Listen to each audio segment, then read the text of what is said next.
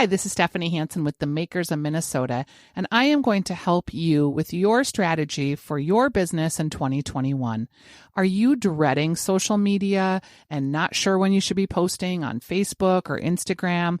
Or maybe you want to reach out to some influencers, but you don't know how to do it? Or maybe you just want someone to actually use your product and create some recipes for you. I am your gal. I've been developing lots of relationships over at stephaniesdish.com, and I can help you get your product into the hands of people that are going to use it and create influence and create buying patterns for people that you can count on as new customers. 2021 is going to get all of a sudden ramped up, and we're going to be moving real fast to capture some of the business opportunities that we lost in 2020. Don't be left out on the cold. Have new followers and new pairs of eyes on your product now. Give me a shout. I'd be happy to help you. I'm at shansen, Hansen, marketing@gmail.com. It's shansenmarketing@gmail.com for small business marketing for things like social media, recipe development, influencer posting, and just general PR help and getting the word out about your products.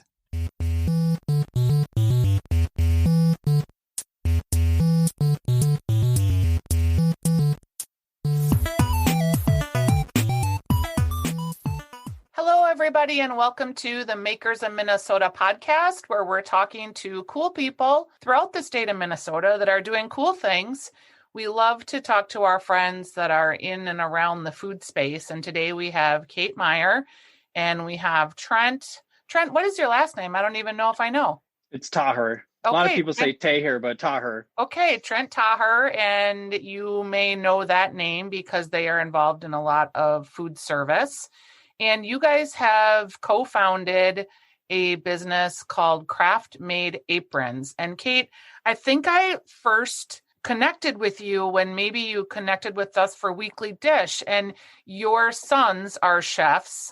Corey is one of my favorite chefs in town, actually. And you were deciding like, hey, these kids need better aprons, so I can make them one. And that was, I think, how it originally started. Is that correct? It really did. It started out with that, as they actually came to me, and when one realized that the other spent like a large amount of money on an apron, which he called just canvas with strings, and then he ruined it like the next day at work spilling beet juice on it. I think he came to me and was like, can you actually believe this is going on? And these things are terrible. We should make something better. So having that kind of request and getting that input is kind of where, it kind of all started right there. With so no really planned intention of let's do this cool thing. It's just like, okay, I'm in it for you. You know, I'll help you out. And so my understanding is once your son's chef's friends saw these aprons, they all were like, oh, those are so cool. And that literally kind of was how the business was born. Trent, when did you come into the scene? Well, what was it, Kate, like 2 days ago or yesterday? We've identified was, our 3-year mark. It's today, Trent. It's today. Today. Oh, yeah. So talk I'm about so honored. Happy anniversary. So it was that. Yeah, go ahead, Trent. I was just going to say, I mean, if you just take the timeline you're following, is she started working with Eric Sather in the Lowry group, and I was over at the butcher shop. We've had a long-standing relationship with Eric, and I was like, "What's up, man? Where'd you get these?" And like getting custom aprons at the time was impossible. And if you wanted to call one company, I think that I knew was doing it, you had to buy 20, and you only got 5 options to choose from. So it was like, this is stupid. So anyways, I was like, Sather, what's the deal? And he gave me Kate's email address. He's like, just email this lady and she'll come meet you and do a design. And that's actually how Kate and I met, as I contacted her wanting to just have some aprons being made. And we met the first time, and a lot of times after that at Spy House on Washington. At the time I was living right downtown, right next door to that. I probably saw you there. Yeah, I mean, I love that place. It was I was actually sad to leave downtown for that building more than anything else, but or for that coffee shop. So we met, and then I think 2 weeks later we met actually out where I'm at right now at our office in Minnetonka. When Kate and I first met, it was like, tell me the story, and I really wanted to understand kind of what she was up to and kind of how she was going about it, and not necessarily what some of her goals were, but what she was really out to accomplish. And I think we had a conversation about finding, putting down a few bullet points so we could maybe go hire somebody to support her her just so she could have some more bandwidth. And then Kate, like 2 weeks later, you came over here and with Emma and we hung out for another 2 hours, just kind of yacked. And the conversation was, I want you to team up with me. And that's really kind of how it all started. Does that sound about accurate? But also though, no, I think that Trent, early on, you believed that there was way more potential and opportunity than what I saw. And I think that when I met you, I was kind of overwhelmed with like, oh my God, people keep emailing me and texting me and I don't even know what to do anymore because it's like coming and there's too many inquiries. I'm just one person. I'm already sewing like more than I was like going to just intend to make a couple of these cool things for my kids. And so I kept wanting to stay in it because it was fun and cool, but I was sort of like overwhelmed. What do I do? So there was a lot of guidance and support like early on with that process right there was helped me stay in it and looking at the opportunities that were coming. But like, it didn't even seem real to me. It was like, what's actually going on? This does not make sense. I wanted to ask about that because part of your charm and part of what I think is so lovely about your company is it's very customizable. And Kate, there's a lot of your personality in all of your designs and collaboration. But is that challenging then to scale because you can't sew every single apron? And are you still customizing and hand sewing them like you were in the beginning? Or have you learned more about generalized cost of savings in the manufacturing process? I think for us on that end, we love to do these very short, limited run, cool things. So we can make really neat individual, like maybe a set of black of 10 or 20, or sometimes only 6. And I can give it all those cool, interesting details that I always would put into that. So I would say all of our stuff has those details, but we still like to make these really short, cool, limited runs for people so that they can be like, oh man, that's what I actually really wanted all the time. I just never knew it until I saw it. So we have that aspect, which is fun and cool. We do work closely with customization for restaurants and people that want those things. So we can still offer a lot of that. And I think the cooler part now is that we have this team of sewers that can do the sewing. So I can focus more on attention to what someone wants for their restaurant, the look that they're going for. And then on the other side of that is doing these more custom short runs for people to order on the website. I get to kind of focus on what's cool and what have I learned in the 3 years up to this point doing this that I've learned from people, what they're kind of looking for, what they think would be interesting. And then sometimes I like to throw them a little curveball with some different accent pieces or change things up just a little bit.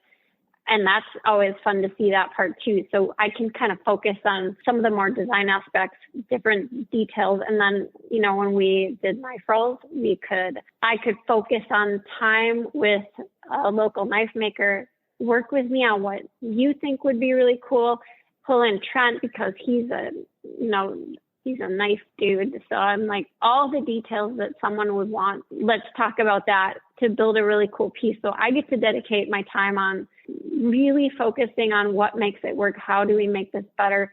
Tell us everything that you can, things that you've looked for, issues you've had, problems that we can solve. So I get to spend so much more time on that. That's going to give a better product in the end and work on that piece now. About 10 years ago, there was a real movement in the Twin Cities. Shinola was here, and there were a lot of maker-made products, but they were really struggling to find sewers. So there was this whole movement around working with Dunwoody, and I think Northern Grade was involved, and they had a coalition of people at Dunwoody, and they were teaching people how to sew to kind of bring this manufacturing back in-house. And it sort of fell by the wayside after a couple of years because I think some of the leadership changed. But I'm really still intrigued by this idea that so many folks have these great ideas, but then you have to find people to sew them. And that's somewhat of a lost art. Has that been hard for you, Kate?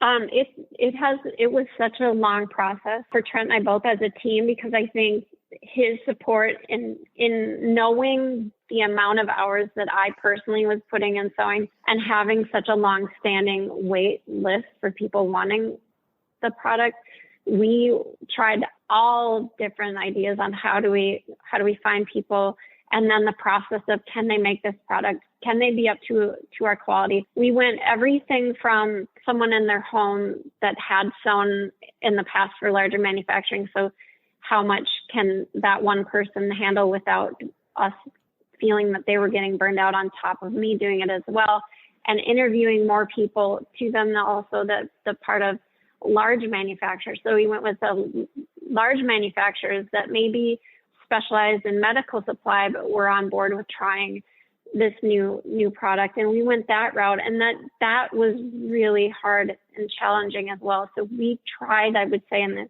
the last 2 years, it's been about a year and a half with who we've been working with now, but we have an incredible team that has just really been on board with us as a whole. And I would say at this point, we've got a solid team that's really focused on quality and hitting the mark, but they believe in us and believe in what we're doing. So that, having that part, and they know that I'm familiar with how hard this work is, and that we want to make sure that they're paid what it's worth, because the work is hard. And we don't want to shortchange that. Mm-hmm. And leading by example, I think, is important. Trent, it's not like you need another business, but I really, I feel like I have a 6-month-old son too. Oh, sure. I hope someday that someone circles around to this idea of creating a manufacturing sewing environment in the Twin Cities, because I think it would just be so cool. Just a couple of comments I want to just add to your question and what Kate was saying. Like, we definitely we went through a lot of different models to get to where we're at. And I think to your question, like, one of the challenges that we face, and I think a lot of companies face, especially startup companies face, is like, you can get 1 or 2 people on staff to do custom production and stuff. But if you want to go and start doing larger production, you need a production company. And there's just nothing in the middle. When you're in the middle, it's a really tough spot. And I mean, Kate and I chased our tails around working with different production companies that are in town. And I think in the process, we got the lay of the land, but like, there's just kind of this weird space where you kind of move up and there's just nothing. And there was a co-op project that Susie was working on that we met with some people about over there by the farmer's market. But the other comment I want to make, which I think is just significant to your question, is like, the skill labor for this is a small pool in the community. And when making face masks became a thing, it got insanely cutthroat, which would tell you, like, I mean, it was really interesting for us to experience, because we met all these large production companies, and now they're coming in and literally into our space at points to poach our people. So it really is a small pool of people that are available. So I wasn't familiar with that project with Dunwoody, but that it makes sense, because like we've gone through a lot of that to get where we're at. And, you know, and it's hard to work with an outside company. There's just no doubt about that. At some point, you guys even pivoted to face masks too, and we're doing the aprons in addition to the face masks. Is face masks still a viable business? Do you still sell them? And I mean, we get I know we sold one earlier today, and it was in a batch with like 3 or 4 aprons. You know, Kate, help me out here, but like we kind of made a conscious decision, I want to say, in like June, that like this thing had people had gotten there, whatever, and we wanted to go back to our business. Now we still made them, but I think that was May or so. Kate, I don't know if you remember, we just kind of made a conscious decision that we were going to go back to pushing what we were doing, and especially as like PP and stuff was coming into the country. When we started out, we really wanted to help the people in the industry feel protected, because they're still working, they're doing curbside, and they were anxious and nervous, and there was a lot of anxiety with it. And we were getting requests, you know, we know that you can make something. Can you make these for us? So I did spend time developing a really good product that we felt good about. The fabric was cool, the fit, and we have a bunch of different sizes. So we went kind of same route with face masks that we do with our aprons or any of our products. We wanted to make sure we were offering something that made sense and that people felt good about, and that I would feel safe putting on my own kids and having them, you know, do food delivery. So we started with that mindset. We had more sales for masks than we could have ever expected. So we kind of went with that. with the mindset that we were taking care of our team is basically what we wanted to kind of look at that as. Is we did plenty of donations to hospitals and had requests. I mean, we sent masks to a hospital in Alaska that their PP was expired. And so we wanted to make sure we were doing that as well. But we tried to stay in that as much as we could. And it really consumed like all of our team's effort.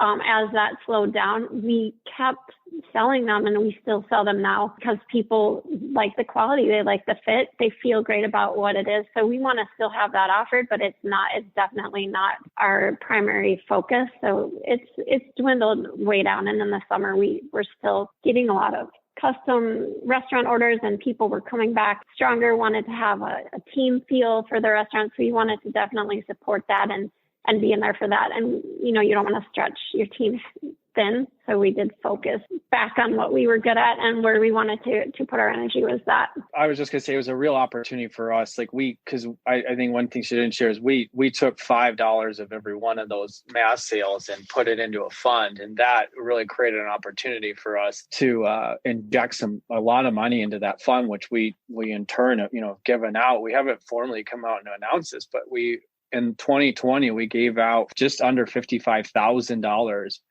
in cash. Like, it's the beauty of the model we're using is just direct to people. Most of that actually ended up in the metro area. I don't think any of it really went out of state. And then, to Kate's comments about supporting the industry people, which is our community, that's why we started to went out and put all those kits together and just gave them to restaurants. And I believe all 100 of those, with the exception of one, I think went to Iowa. We're all here in Minnesota. And those were like a sanitation kit that included sanitizer, face masks, and you guys have been really good about doing kind of a give back model where you would donate money to local restaurateurs. And is there anything, like, we know the community has suffered. We know the community is continuing to suffer. Is there anything you want, like, the average layperson to know about how they can support the restaurant industry? Because, the immediate crisis has passed in the mind of the consumer, and they're not necessarily buying gift cards. They're still doing takeout. But what do you think we can do most as consumers to help restaurants right now? Kate, do you want to answer that? Well, for me, this is really a tough one for me, knowing that people it's really hard, and they're really struggling and trying to pivot themselves of, do I have a new career? What do I do? So for us, we continue to sell Project Black and Blue aprons. We accept donations. A couple weeks ago, Whiskey Inferno did raised funds for us on their takeout. That was an incredible opportunity for the project, so they could give back. So we have built that fund there. Really, buying aprons has been the piece where we've raised, isn't that trend where we have pulled in the most funds is just from the apron sales itself? I mean, there's definitely like avenues or roads for money going into the fund. And there's no doubt selling aprons has helped some of that. And Whiskey Inferno, these guys have just been working their butts off, which has been really cool. What I would say, my answer to the question of like, what should the consumer think about when thinking about industry people? I think my answer to that is there's this mental component, not to simplify this, but there's just this mental component and everyone's kind of dealing with it, but it's just a deep level of depression and sadness and kind of mental health challenges that come with that. And I think my answer would be be conscious of that and start a conversation with somebody, because like people, to Kate's comment, they're hurting. I mean, how could you not be hurting right now? I mean, it's like, how could you not? There's just something, granted, we're a little bit past some of the political climate, which to be honest is kind of nice. There's a little bit, fresh air with that, but so how could you not? And like, not talking about it is the absolute last thing to do. I say this as the same example, but so I got a 6-month-old. My wife and I are trying to figure out what the hell we're doing. And it's creating challenges in our relationship and in our partnership. And if we didn't talk about those, if we just kind of moved on, it perpetuates. And my concern, or I'll use the word fear, which is a strong word here, but my fear is nobody's talking about it. So we're internalizing it, and we're becoming kind of a generation of individuals that will be compared to those that fought in World War II, where we're just internalizing this pain. So I think starting a conversation is helpful. being transparent about your own mental health helps somebody else talk about some of that too. But I that's probably my biggest concern is people's mental health really good, and the Sean. lack of discussion. Sharing that piece and some of the fact that our give back is a nomination basis, so people nominate themselves or someone else. Having us, when we have someone that has nominated themselves, I know how proud that the individuals are. They're giving their time to make someone else feel better. So they're all caregivers, and their job is to make someone have a great evening or take care of others.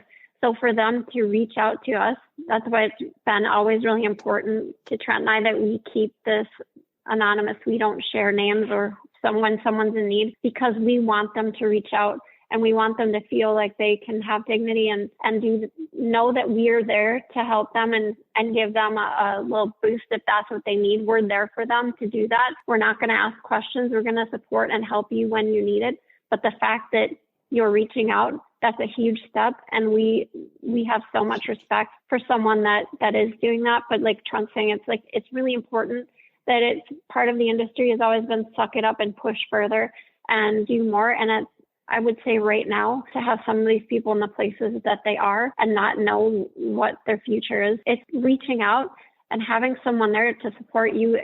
It's huge. Like, we feel honored that we get to have this part of our job, that we get to have that be part of what we're doing. And it's honestly, the community has built this. So knowing some of the people that we helped before, just over the holiday time, them knowing that this give back is from the community to them, it made them, there was some people that had to come in and we were there to give them the check, but they got tears running down their face thinking that the community that they're in is supporting them and giving back to them. It's like a real warm embrace for them to be able to have that. I think it's interesting to think about, we as I'll call myself the consumer here. We view restaurants as businesses, not unlike we view like a local store or someone that's a furniture salesman. We see this as like this brick and mortar thing. What I think I've taken away from this pandemic, and I knew it inherently because I'm pretty involved in the industry, but it became so much clearer to me, is hospitality is an art. We are dealing with creative people. We are dealing with artists. We are dealing with very emotionally sensitive, empathic people that their job is to make you feel good. They want their food to taste good. They want to give you this experience. And that is really different than walking into a furniture store and, buying a piece of furniture. And so I feel like the industry has suffered and that there's more suffering. And also it's such a front-facing business that it keeps getting shut down while the furniture store just keeps selling, right? So I feel like we really are going to have to evaluate our losses. I think we're going to have to evaluate our culture. You probably just can't pay someone $7 an hour and expect them to keep showing up for work with a smile on their face when they're dealing with a lot of these issues. I think it's going to fundamentally change hospitality. Mm-hmm. It's, for me, looking at, I have 3 sons that are currently unemployed then with the industry. Your favorite guy, Corey, is currently working with us, helping us on our projects. And I feel honored that we have, someone of that caliber on our team helping us with our job, but it's definitely not his passion or his love. And I think that, my other 2, one now is going to school to do computer work. So he's shifting completely because he's not sure of what his future is here. And he's got a young child, but I'm watching my 3 boys that even my daughter too, who was front of house, but I'm watching my kids feel like the part that they loved to do. You love to do your work and you immediately get to see a response from that. It's that part being not in their life at all. It's definitely hard for me as a parent to see all of my kids having that missing and not be part of what they do. And so knowing that reach of where that is, I'm sure that it's hitting others even harder that maybe they have each other. My kids have each other. They get each other and they know where each other at. Knowing that there are people out there in this same boat that don't have, maybe they aren't going to reach out to their in-house team because the bands broke up, they're not together. I'm Right. like very concerned for those people. Yeah, it's a heavy time. And, we have vaccines on the horizon, and we're starting to get into some of the senior living facilities and some of our older population, but it's sure feeling like it's going to be a while for the rest of us. And I want to thank you guys. I don't want this podcast to be a total bummer, but I want to thank you guys for all the work you've done in hospitality. And I also want to thank you for being a rallying point for creating some good in what has not been a great situation. The Minnesota Maker Movement, whether you're on the product side or whether you're creating, just in our environment in general, whether you're creating art or furniture or whatever it is that you're doing, it's such a robust community. And I worked on an event 2 years ago, and as I go through my list of people to work on that event, I'd say over half of them aren't in business anymore. So it's really been challenging. But on the good side, and this is the positive thing I'm seeing in hospitality, we are seeing a lot more movement, I feel like, in entrepreneurism in the immigrant communities, people of color, women-owned businesses. And I'm really excited about that as we move forward. What can, people can buy aprons, so that's good. What else do you guys have on the horizon? Do you have any things you're excited about or any news you want to share? I know Kate's excited to share. No, well, I'll give you some context, but I want her to tell you this because this is, we've been putting a lot of time and energy in this, talking about it. And it actually goes back to, like, if you just think about what the answer was to, you asked Kate, how'd you get started, and the kids and getting them something that they couldn't get otherwise. So we've been working on a project, and it's really hard to believe that it's basically been a year that we've been in this pandemic thing. So we were working on a project. We were supposed to meet with, say, the higher ups the 15th of March. Well, that got punted. And we picked it up probably sometime in the summer. And I would say there's a lot of layers that come into actually getting this done. And it went live 2 weeks ago, Monday. We haven't officially come out and announced it. We're working on a plan for that. But Kate, please, I want you to share. No, you keep going. You're doing a good job. Go, teammate, go. So I may have the wording off on this, but we are now the national uniform for the culinary team supplier, exclusive, because it's the only chef code available to them, as well as now their apron for all of US Foods. So we haven't launched our own chef coats, which if I understand, this airs in April. So optimistic we will have launched our own by then, because we really wanted to respect this relationship that we were working with this client, essentially. I mean, with US Foods, there's a couple of local US Foods people. And so we honored that. We really didn't want to take away their excitement. And we did a lot of development. Kate did a lot of design and a lot of development. And she may or may not have things thrown at her right now as they're trying to work through this pattern for kind of call it an odd size. Because I'm telling you, this is a ton of work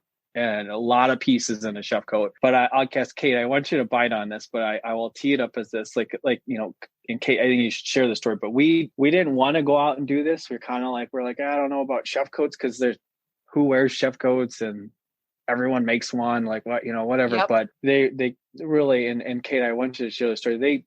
They came to us, and they came to us by being in the store, and they just saw something. And please share the story.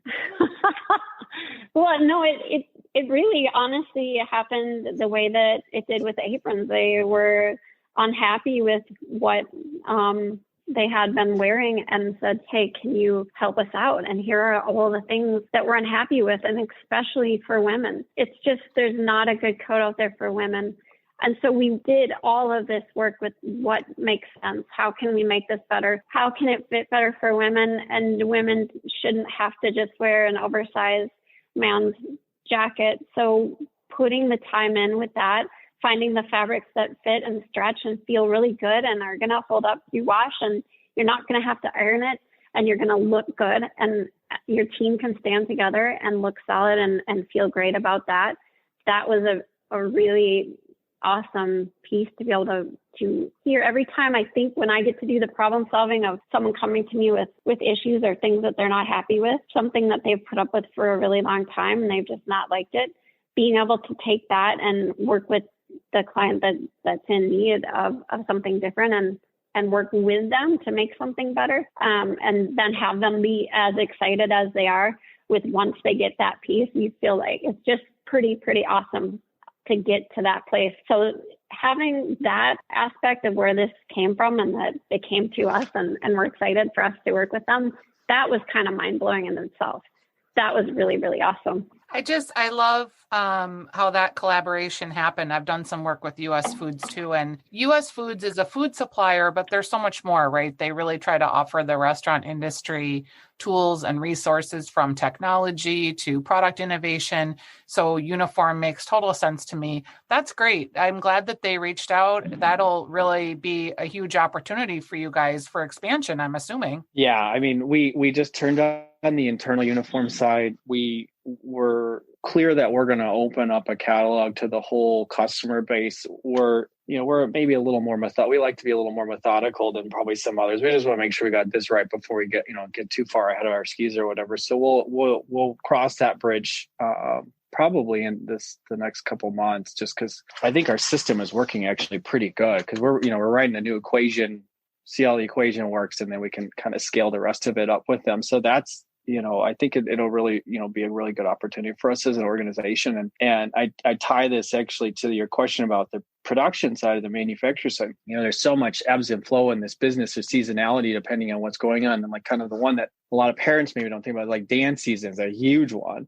And it just kind of whatever sucks everyone out. But then there are these, holiday times too. But then there's these huge lulls. So part of our challenge has always been to have consistent production to keep our staff or keep our team busy. And that's hard. So we're optimistic that setting up this relationship and further exploring that will kind of help even out some of these peaks and valleys to keep them consistently active, us consistently moving, and just allows us to spread our wings. I'm so excited for you guys. Thank you for being my guest today. Trent, I love that you said you didn't want to get out over your skis, because I think that's a famous Governor Walz quote. And I do like the governor. I mean, this is wrong that I maybe say this publicly. I like him. I mean, I got a picture of me when I first met him, when he first took office. I'm like, oh, I love you. He's in a tough position. I didn't know that was one of his lines. That's actually one of my brother's very consistent lines. So I steal that from my brother. Well, you can know that you and Governor Walz have both used that line. I like him too. He's in a no-win situation. The restaurant industry has certainly taken more than their fair share of lumps. And as part of that industry, I know that there's a lot of different feelings. And we have had a lot of strife just in the Twin Cities area. And I think everybody's ready for some healing. And I'm hopeful that the sun will come out tomorrow as we get into, vaccine, and hopefully being able to open more folks up in the spring and the summer months here. Thanks for being my guest. I'm glad that we could end on a happy note, because I think there's a lot of great things ahead for both of you. Thanks for being our guest on Makers in Minnesota. Thank you, Stephanie. Thank you so much.